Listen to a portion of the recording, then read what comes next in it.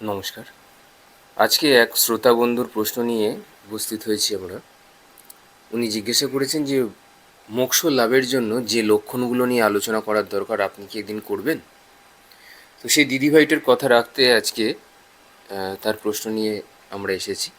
অর্থাৎ মোক্ষ লাভের জন্যে বিশেষ কোন কোন লক্ষণ দেখে আপনি বুঝবেন যে একজন ব্যক্তি মোক্ষ লাভের দিকে অর্থাৎ মোক্ষের দিকে এগিয়ে যাচ্ছেন। বলে রাখি, যারা অ্যাস্ট্রোলজিক্যাল কনসালটেশনস বা গাইডেন্স নিতে চাইছেন, বা যারা মেডিটেশন শিখতে চান, বা যারা অ্যাস্ট্রোলজি নিয়ে পড়াশোনা করতে চান, তারা অবশ্যই চ্যানেলের ডিসক্রিপশন দেওয়া নাম্বারে যোগাযোগ করতে পারেন। চলুন শুরু করা যাক। এই যে মোক্ষের দিকে এগিয়ে যাওয়ার জন্যে যে লক্ষণগুলো দরকার হয় একটা মানুষের, পুরুষ অথবা নারী, 1 নম্বর পয়েন্ট, আমি বোধ ক্রমশ হালকা হয়ে যায়। এই যে আপনাদেরকে আমি সবসময় ইয়ার্কি করে বলি যে ভাড়মে যায় ভাড়মে যায়, এগুলো কিন্তু নিছকই ইয়ার্কি নয়, এই কথাগুলোর মধ্যে কিন্তু মানে লুকিয়ে রয়েছে। আপনি দেখবেন জ্ঞানের মধ্যেও না অহংকার আছে। জ্ঞানের মধ্যে গুরু বৃহস্পতি, জ্ঞানের মধ্যে প্রচুর অহংকার আছে। অর্থাৎ যে ব্যক্তি জ্ঞানী তার মধ্যে অহংকার কিন্তু জন্মাতে পারে। কিন্তু কথা হলো, এই যে আমি অনেক সময় একটু ছ্যাবলামি করি, একটুখানি ইয়ার্কি ঠাট্টা করি, আপনি যখনই ইয়ার্কি ঠাট্টা আনলেন জ্ঞানের মধ্যে, অর্থাৎ হাসি ঠাট্টা করলেন না, আপনার অহম সত্তাটা না নাশ পায়। আপনি যখনই ইয়ার্কি করছেন, জোকস করছেন, তখন আপনার মধ্যে যে গুরুগম্ভীর যে বিষয়, জ্ঞান মানুষকে ড্রাই করে দেয়, শুষ্ক করে দেয়। অতিরিক্ত জ্ঞান যখন আপনি যদি অ্যাস্ট্রোলজি শেখেন তো সেখানে থাকে, যে ঘরে গুরু বৃহস্পতি বসে আপনাকে না পুরো ড্রাই করে দেবে। এবং হতে পারে সেইখানে আপনি নিজেকে সব জানতা ভাবতে পারেন, অর্থাৎ সেই ঘর রিলেটেড আপনার মধ্যে অহম আসতে পারে। তো যে ব্যক্তি মোক্ষের দিকে যাবে তার মধ্যে যদি অহম সত্তা বেশি থাকে তাহলে সে ব্যক্তি মোক্ষের দিকে যাবে না। তো যে ব্যক্তি মোক্ষের দিকে যায় তার আমি সত্তা অর্থাৎ অহম সত্তা ক্রমশ হালকা হয়ে যায়। এই জন্য আমি বলি প্রত্যেককে, নিজের শুক্রকে না কোনোদিনও নষ্ট করবেন না। শুক্র কি জানেন? আনন্দ। অর্থাৎ একটা মানুষের যার শুক্র ভালো থাকে, বা যে মানুষ অনাহত চক্রকে যে ভালো রেখেছে না, অনাহত চক্রকে বলা ভালো, এয়ার রিপ্রেজেন্ট করে, বাতাসকে, বায়ুকে, সেই ব্যক্তি না, ধরুন ওনার চারপাশে ধরুন খুব খারাপ পরিস্থিতি যাচ্ছে, তার মধ্যেও সেটার মধ্যেও কিন্তু ইয়ার্কি ঠাট্টা ক্যাজুয়ালিটি ফাজলামিকে কিন্তু সেখানে নিয়ে আসে। চরম পরিস্থিতি খারাপ, চরম পরিস্থিতি খারাপ, কাজ নেই, বাড়িতে সবাই জুতো পেটা করছে, তারপরেও কিন্তু এরকম ব্যক্তি বলছে ভাড়মে যায়, নিজে বেরিয়ে গেল হাঁটতে হাঁটতে, কোথায় বেরিয়ে গেল নিজেই জানে না। যত বেশি আমিত্ব, অর্থাৎ আমিত্ব যত যে ব্যক্তির কম থাকবে তত সেই ব্যক্তি মোক্ষের দিকে এগিয়ে যাবে। এই যে যে যে ব্যক্তি সবসময় হাসি খুশি না, এই ব্যক্তি হচ্ছে কি বিশুদ্ধ চক্র অব্দি সে যেতে পারে। অর্থাৎ বুধ, বুধ তো বাচ্চা গ্রহ, সারল্য রয়েছে ওর মধ্যে, সবসময় ও অত কিছু বোঝে না। ওর সব নিজের পরিচয়ের দরকার নেই, ওর সফলতার দরকার নেই, ওর ব্যর্থতারও দরকার নেই। ও বলে তার কিছুই চায় না, কিন্তু সে পেয়ে যায় সেটা আলাদা কথা। কিন্তু সে সবসময় দেখবেন বুধকে, অর্থাৎ যে বাচ্চা মানুষ যাদের মধ্যে খুব সারল্য থাকে, তারা কিন্তু হাসি ঠাট্টার মধ্যে থাকে। তারা সবসময় না খেলা করে, তারা এই গোটা জগৎকে না খেলা মনে করে। তো যে ব্যক্তি গোটা জগৎকে খেলা মনে করে তার আর আমিত্ব থাকবে কোথা থেকে? সে তো সব কিছুকে নিয়ে জাস্ট খেলছে, বলছে আমি খেলছি, ব্যাস। সে আর কিছু বোঝে না, আর কিছু করে না। আপনি তো তাকে যদি জামা প্যান্ট যদি পরিয়ে দেন তবে সে পরতে পারবে, বাচ্চা তো। আপনি যদি তাকে খেতে দেন তবে সে খেতে পারবে। তো সব কিছু ঈশ্বরের উপর সে ফেলে রাখে, এরকম ব্যক্তি। তো যার আমি বোধ কম সেই ব্যক্তি মোক্ষের দিকে এগিয়ে যায়। পরের নম্বর, অর্থাৎ 2 নম্বর পয়েন্ট বলব, কিছু পাওয়ার জন্য প্রার্থনা কমে যায়। ঈশ্বরের কাছে বাড়ি গাড়ি টাকা পয়সা ধন দৌলত এগুলো চাওয়ার বদলে ঈশ্বরকে বলে, ঈশ্বরকে উপলব্ধি করার বেশি তাদের আকাঙ্ক্ষা বাড়ে। অর্থাৎ যে ব্যক্তি মোক্ষ লাভের কাছাকাছি হয়, ঈশ্বর যদি এসে জিজ্ঞাসা করে না, বাবু তোমার কি চাই, ও বলবে ঈশ্বর তোমাকে চাই। বলছে কেন? এত কিছু জাগতিক বস্তু বা জিনিস থাকতে আমাকে কেন চাই? তুমি বাড়ি নাও, টাকা নাও, গাড়ি নাও, হাজবেন্ড নাও, স্ত্রী পুরুষ নাও, ভোগ্য মানে ভোগ করবার জন্য আরও কিছু নাও, কিন্তু তোমার হঠাৎ করে আমাকে কেন চাই, বলছে যে আমার এসব আর কিছু প্রতি না আর না ভালো লাগছে না, এই জগৎ সংসারকে কেমন খেলা বলে মনে হচ্ছে, এগুলোর প্রতি ওর আর মন বসছে না, হয়ে গেছে। তখন এই ব্যক্তিও কিন্তু মোক্ষ লাভের খুব কাছাকাছি। 3 নম্বর পয়েন্ট বলবো, হারানোর ভয় কমে যায়। যেহেতু কোনো চাওয়া পাওয়া থাকে না এরকম ব্যক্তির, তাই জন্য ওর মধ্যে এটা আসে কি একদিন তো সেই চলে যেতেই হবে, কি দরকার এত সিরিয়াসভাবে। এই যে দেখবেন কিছু মানুষ একদম গুরু গম্ভীর, কিছু মহিলাও আছে পুরুষও আছে, একদম মুখে একদম সেই হিটলার টাইপ। কোনো লাভ নেই এসব করে, মানুষকে না ড্রাই করে দেয় ভেতর থেকে। আপনি আপনার মধ্যে সারল্য যদি নষ্ট হয়ে যায়, ভেতরের সারল্য যদি নষ্ট হয়ে যায়, আপনি আর যাই করুন জীবনে না শান্তি অনুভব করতে পারবেন না। আপনাকে নয়, আপনি যদি খুব পরিমাণ জ্ঞান থাকে, ওয়েল অ্যান্ড গুড, তাহলে আপনি থার্ড আইতে একদম চলে যান, আপনি চোখের পাতা ঝপকাবেন না, আপনি চুপ করে শুধুমাত্র বসে থাকুন, চোখের পাতা খুললে অথবা বন্ধ করে, উঠবেনই না, তাহলে শেষ। এছাড়া আর বাকি সময় কিন্তু আপনি কোথাও কিন্তু শান্তি অনুভব করতে পারবেন না, যদি না আপনার মধ্যে সারল্য থাকে। একটা বাচ্চার মধ্যে কোনো দিনও দেখেছেন কোনো রকম কোনো টেনশন আছে, হারানোর কোনো ভয় আছে, যে আমার বাড়ি চলে যাবে, গাড়ি চলে যাবে, টাকা চলে যাবে, বউ চলে যাবে, গার্লফ্রেন্ড চলে যাবে, ভয় পায় না সে, কারণ ও ওগুলো বোঝে না, ও তো ওগুলো বোঝে না কিছু আপনাদের মতন, সে এত ম্যাচিওর নয়। যারা খুব পণ্ডিত ম্যাচিওর ব্যক্তি তাদের কথা আলাদা, কিন্তু ও তো এগুলো বোঝে না, তাই ঈশ্বর ওর অনেক কাছের। সূর্যের কাছাকাছি সবচেয়ে বুধ থাকে, বুধে হচ্ছে খুব সারল্য, বিশুদ্ধি চক্র। থার্ড আই হচ্ছে আজ্ঞা চক্র, সূর্য, তার কাছাকাছি বিশুদ্ধি চক্র থাকে। অর্থাৎ বুধ, মানে যখন বাচ্চা যখন আসে, সূর্য তখন তাকে প্রিন্সেস বলে, তাকে নিজের সিংহাসন থেকে নেমে এসে বুধকে কোলে করে নিয়ে গিয়ে তার নিজের সিংহাসনে বসিয়ে দেয়, কারণ বুধের মধ্যে প্রচুর সারল্য রয়েছে, বুধের মধ্যে একটা নিষ্পাপ ব্যাপার রয়েছে। বুধের কিছু চাই না, বুধ এমনি এসছে, দেখতে এসছে তার মহারাজকে, এমনি ইয়ার্কি ঠাট্টা করতে এসছে, কোনো এক্সপেকটেশনস নিয়ে আসেনি কিন্তু, যে ওটা চাই ওটা চাই সেটা চাই, রাজগদ্দি চাই, যেগুলো বাকি গ্রহগুলো নিয়ে আসে, এমনি এসছে, একটু গল্প গল্প করতে এসছে, একটু ইয়ার্কি ঠাট্টা করতে এসছে রাজার সাথে। তো খুব ভালোবাসে রাজা তাকে। পরের পয়েন্ট বলবো, মন প্রতিক্রিয়া না দিয়ে পর্যবেক্ষণ করতে শেখে।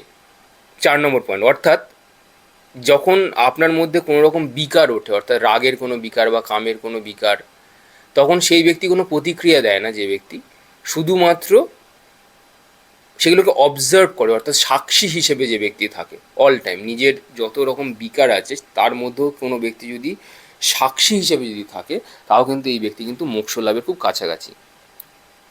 5 নম্বর পয়েন্ট হচ্ছে গিয়ে, কোনো অপমান যে ব্যক্তিকে আর নাড়াতে পারে না। যত রকমের অপমান হয়েছে সেগুলো না আর এই ব্যক্তির আর মূল্যায়ন করতে পারছে না। যত রকমের অপমান হচ্ছে এই ব্যক্তি আর মূল্যায়ন করতে কিছু পারছে না, যে এই যে অপমান হচ্ছে এগুলো খায় না মাথায় দেয়, এগুলো সে বুঝতেও পারছে না আর। সে যখন স্থির হয়ে গেছে তখন এই ব্যক্তির, এই রকম ব্যক্তিও কিন্তু আর মোক্ষ লাভের কিন্তু কাছাকাছি, এই ভাড়মে যায়, মানে যা পারে হোক গিয়ে, আমার দেখার আর দরকার নেই, চুলোই যাক সব কিছু। তো এইরকম ব্যক্তিরাও মোক্ষ লাভের অনেক কাছাকাছি থাকে। আচ্ছা, ক্ষমা করার মধ্যে যখন কোনো আনন্দ আসে, 6 নম্বর পয়েন্ট, ক্ষমা করা দুর্বলতা নয়, ক্ষমা করা মানে কিন্তু দুর্বলতা নয়, অর্থাৎ মনকে মুক্ত করে দাও, এই ব্যক্তি সেটা বুঝে যায়। কাউকে ক্ষমা করে দিলাম, তুমি কি ভাবলে, তুমি ভাবছো কি তোমার সেটা দুর্বলতা, কিন্তু সেটা দুর্বলতা নয়, সেটার মধ্যে তুমি আনন্দ পাচ্ছ। কি করে আনন্দ পাচ্ছ, তোমার মনকে তুমি ছেড়ে দিলে। তুমি যতক্ষণ কাউকে ক্ষমা করতে পারছো না, তুমি তো তাকে তোমার মনের মধ্যে তাকে তো জায়গা দিয়ে রেখেছো, অর্থাৎ মনের মধ্যে তুমি আটকে রেখেছো। তো এবার তাকে রিলিজ করো। তো রিলিজ তুমি করবে কখন, যখন তুমি তাকে ক্ষমা করে দেবে, ঠিক আছে যা হয়েছে যা, চলে যা, আর দরকার নেই। তো এই ব্যাপারগুলো থাকে, এইগুলো শেখার ব্যাপার আছে। তো ক্ষমা করার মধ্যে দিয়ে যখন আনন্দ আসে, অর্থাৎ মনকে মুক্ত করে দেওয়া যায়, তখন এই ব্যক্তি কিন্তু মোক্ষ লাভের খুব কাছাকাছি থাকে। এবার 7 নম্বর পয়েন্ট বলবো, যে ব্যক্তির ভোগের মধ্যেও বা ভোগ চলাকালীন ভিতরে অনাসক্তি থাকে, অর্থাৎ সংসার ছেড়ে পালানো নয়, সংসারের মধ্যে থেকেই আসক্তির বন্ধন যখন কমে যায়। কিছু মানুষকে দেখবেন তপস্যার জন্য বনে জঙ্গলে চলে যায়, সেটাকে বলা হয় পালানো।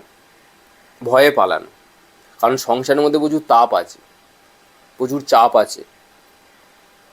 তো সংসার ছেলে অনেকেই পালিয়ে দিতে যায়, অনেকে সুসাইড করে নেয়, অনেকে বন জঙ্গলে চলে যায় সাধনা করবার জন্যে, যে এখানে থেকে হচ্ছে না, এখানে থেকে হচ্ছে না মানে সে আর এগুলো আর নিতে পারছে না। মেন কথা হচ্ছে পালাতে চাইছে। অর্থাৎ এইভাবে পালানো যায় না। আপনি যেখানেই যাচ্ছেন না কেন সেটাও কিন্তু সংসারের মধ্যেই পড়ে, সেটা সংসার থেকে বাইরে নয়। বন জঙ্গলটা কিন্তু সংসারের মধ্যেই আছে, সংসারের বাইরে কিছু নেই। তো পালিয়ে কোনো লাভ নেই। পালিয়ে গেলে আবার পরের জন্মে আবার যেখান থেকে ছেড়ে এসেছেন সেই চক্র থেকে আবার শুরু হবে। এর থেকে বেটার সংসারের মধ্যে ভোগ করেও কিছুই আমার নয়, সবই ঈশ্বরের, এই অনাসক্তভাবে সব কিছুকে ভোগ করে যাওয়া, সে খারাপ হোক, দুঃখ হোক, ভালো হোক, সুখ দুঃখ যা আছে সব ভোগ করে নিন, কিন্তু অনাসক্তি রেখে, অর্থাৎ অ্যাটাচমেন্টস না রেখে সমস্ত কিছুকে ভোগ করে যাওয়া। এরকম ব্যক্তিরও মধ্যে কিন্তু মোক্ষ লাভের কিন্তু প্রবণতা থাকে। 8 নম্বর পয়েন্ট হচ্ছে একাকিত্ব আর নিঃসঙ্গতাকে এক মনে হয় না। অর্থাৎ এরকম ব্যক্তির না একা থাকলেও ভিতরে শূন্যতার পরিবর্তে পূর্ণতার অনুভূতি থাকে। অনেকে বলে না একা মানে অসম্পূর্ণ, মানে ভেতরটা এরকম যেন ফাঁকা হয়ে আসছে। কিন্তু এই রকম ব্যক্তি একা থাকলে নিজেকে শূন্য মনে করে না, পূর্ণ মনে করে। অর্থাৎ যা শূন্য তাই পূর্ণ, এই ফিলটা বা এই অনুভবটা এই ব্যক্তির মধ্যে আসে। 9 নম্বর পয়েন্ট হচ্ছে ব্যক্তির ঈর্ষা আর থাকে না। যে ব্যক্তির ঈর্ষা কমে যায়, অর্থাৎ অন্যের ভালোকে নিজের ভালো বলে মনে করে, অন্যের দুঃখকে নিজের দুঃখ বলে মনে করে, সে অবশ্যই মোক্ষ লাভের অনেক কাছাকাছি সে যখন চলে যায়। 10 নম্বর পয়েন্ট বলবো, প্রকৃতি ও জীবনের প্রতি গভীর সংবেদনশীলতা তৈরি হয়। ছোট ছোট ঘটনা, মানুষের কষ্ট, প্রকৃতির সৌন্দর্য অন্তরকে স্পর্শ করে যে ব্যক্তির, অর্থাৎ সংবেদনশীলতা। মানে ধরুন একটা গাছ রয়েছে, সোজা উঠেছে, আর একটা গাছ উঠেছে বেঁকা তেরা হয়ে। বিভিন্ন মানুষ দেখবেন জাজ করতে চলে যায় যে ও বাবা এই গাছটা তো বাঁকা উঠেছে, আসলে ওটা বাঁকা ওঠেনি, আর ও গাছটা সোজা ওঠেনি। প্রকৃতির ওই গাছটা যে বাঁকা উঠেছে, ওর দিক থেকে কিন্তু পারফেক্ট, ওকেও কিন্তু দেখতে ওর মতনই লাগছে। আর একটা গাছ যেটা সোজা উঠেছে তাকে দেখতে তার মতনই লাগছে। অর্থাৎ আপনি কোনোদিনও বলতে পারবেন না, এই যে কিছু কিছু মানুষ না কম্প্যারিজনে যায়, তাকে ভালো দেখতে আমাকে খারাপ দেখতে, এই ভালো খারাপের চক্করে যে যায়, এটা ঠিক নয়। এটা বুঝতে হবে প্রকৃতি কত যত্ন নিয়ে একটা পিঁপড়েকে যদি বানায়, একটা পিঁপড়ে যে হেঁটে যে যাচ্ছে পিঁপড়েকে বানিয়েছে, তো এক একটা মানুষকে উনি এক এক রকমভাবে যত্ন নিয়েই বানিয়েছে। যে ব্যক্তিটা বিকলাঙ্গ তাকেও কিন্তু সেইভাবে সেই যত্ন নিয়েই তাকে বানিয়েছে। তো প্রত্যেকের জায়গাতে পারফেক্ট। এগুলো আমাদের মতন মানুষ যাদের চেতনা নিচে থাকে তখনই তাদেরকে নিয়ে কম্প্যারিজনে যায়, যে তাকে ভালো দেখতে তাকে দেখতে খারাপ, বা সেই ব্যক্তিটা ঠিক করে হাঁটতে পারে না, ও দেখো কত ভালো হাঁটতে পারে, ওই ব্যক্তির কত গুণ আছে সেই ব্যক্তির কোনো গুণ নেই। এইগুলো গুণ নির্গুণ এগুলো হচ্ছে আমরা কেউ বিচার করবার নয়, এগুলো ঈশ্বর প্রকৃতি যেটা ঠিক মনে হয়েছে। সবাইকে যদি 5টা আঙুল, তাহলে তো হাতের 5টা আঙুল তাহলে সমান হতো, সমান সমান হতো। তাহলে কেন একটা আঙুল উঁচু, একটা আঙুল উঁচু নিচু, আর একটা আঙুল আরও নিচু, কেন এরকম তাহলে কেন তৈরি করেছে? তার মানে অথচ আপনি কোনো আঙুলকে কিন্তু কেটে ফেলে দিতে পারবেন না। আপনাকে যদি একটা গ্লাস ধরতে হয় 5টা আঙুলকেই কিন্তু সাহায্য লাগবে, অর্থাৎ উঁচু নিচু, ধনী দরিদ্র গরিব সবারই সাহায্য লাগবে এই গোটা সমাজটাকে কিন্তু চালাবার জন্য। পুরোটা নিয়েই একটা জীবন। তো কিছুই ভালো নেই, কিছুই খারাপ নেই, যে যার দিক থেকে ঈশ্বর প্রত্যেককেই সুন্দর বানিয়েছে এবং পারফেক্ট বানিয়েছে। তো এই যে সংবেদনশীলতা, প্রকৃতি ও জীবনের প্রতি গভীরতা, যেটাকে বলা হয় মানে মনের মধ্যে আত্মস্থ করার যে প্রক্রিয়া যার মধ্যে রয়েছে, সেই ব্যক্তি মোক্ষ লাভের কাছাকাছি। অর্থাৎ এই ব্যক্তির মধ্যে জাজমেন্টাল নয়, এই ব্যক্তি জাজমেন্টাল নয়। ধরুন আপনি খুব স্পিরিচুয়াল, কিন্তু আপনি খুব ভালো গান গাইতেই পারেন। আপনি খুব ভালো স্পিরিচুয়াল, আপনি খুব ভালো ডান্স করতে পারেন। আপনি খুব ভালো হয়তো বাইক চালাতে পারেন, বা হয়তো কোনো গাড়ি চালাতে পারেন, তো পারেন। এই যে জাজমেন্টাল না হওয়া, ঈশ্বর প্রত্যেককে এক এক রকম, তার মধ্যে স্পিরিচুয়ালিটিও দিয়েছে, সেই গুণটাও দিয়েছে। কাউকে হয়তো শুধুমাত্র স্পিরিচুয়ালিটিই দিয়েছে, এবার এবার আপনারা কি বলবেন, না স্পিরিচুয়াল বলে কেউ এরকম গান গাইতে পারে না, কেউ এরকম গিটার বাজাতে পারে না, কেউ এরকম কবিতা লিখতে পারে না। এগুলো হচ্ছে আমাদের মনের মধ্যে থাকা অন্ধকার।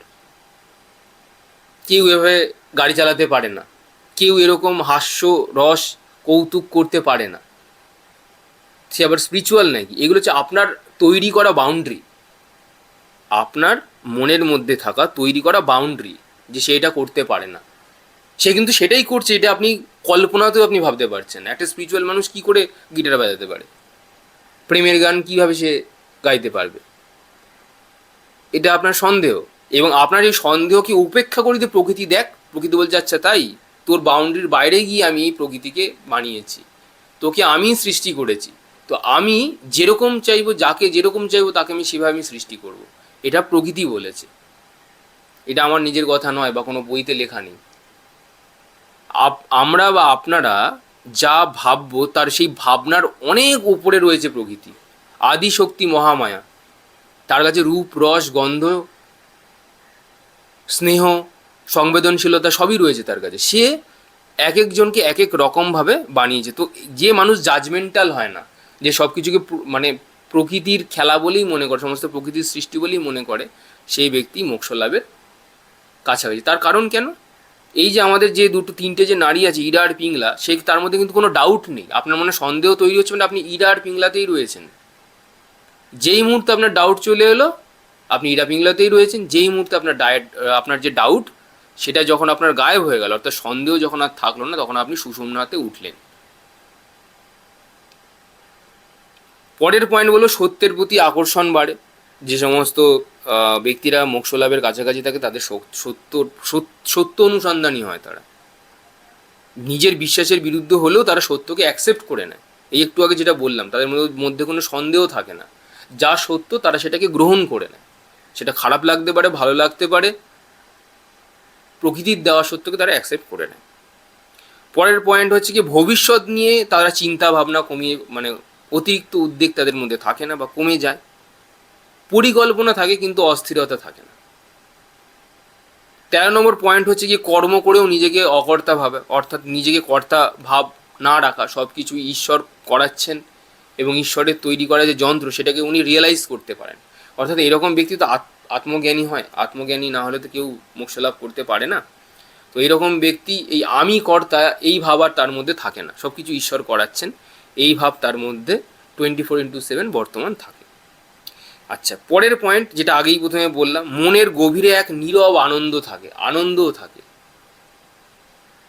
সেই আনন্দেতে সে নিজেও ভেসে যায় এবং চারপাশে যারা আছে তারাও কিন্তু ভেসে যায় এবং তাদেরকেও শান্তিময় পরিবেশ তারা তৈরি করে। শেষ পর্যন্ত এই ব্যক্তির মধ্যে যে আত্মজিজ্ঞাসা থাকে এটা কিন্তু বদলে যায়।